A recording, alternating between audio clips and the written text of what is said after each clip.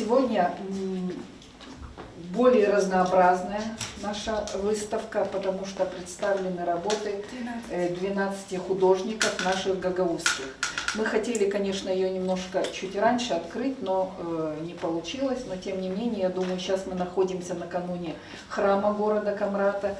И это тоже вот такой небольшой как бы подарок и нашему городу, и всем жителям Гагаузии.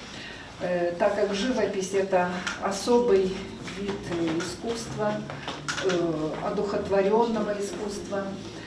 Мы знаем, что хорошо известна истина, что без возрождения культуры, духовной сущности невозможно решить ни одну задачу, которая стоит перед обществом. Вообще наши художники очень активно работают и очень активно продвигают не только на местном уровне, но продвигают имидж Гагаузии и за рубежом, потому что многие выезжают и по линии Тюрксой, и в творческие лаборатории, и организуют свои выставки и в Кишиневе, и в других, и за рубежом, в некоторых странах. Здесь представлены на этой выставке у нас 85 работ, 12 авторов.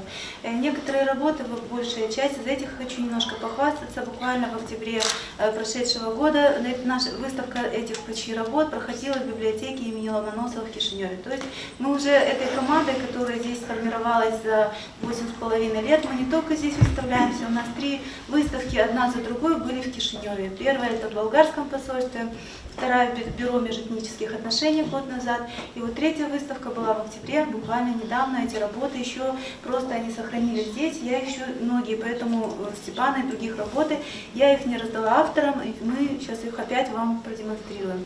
Я хочу сказать, что наши гагаузы, творческих личностей, уже знают за пределами Молдовы, в Молдове, и слава Богу, что они наконец-то открыто путь им домой, путь к себе, потому что самый тяжелый путь – это путь к себе, признание у себя дома. Да, действительно, наш творческий союз сложился, мы работаем вместе с моим другом.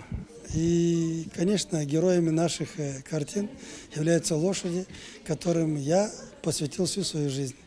Характеры у людей разные, я вам сказал, что мы друзья. Где-то дополняем друг друга, критика бывает в его адрес, в мой адрес.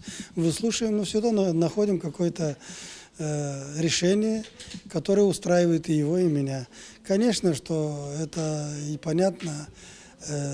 Я основное внимание обращаю лошади, анатомии.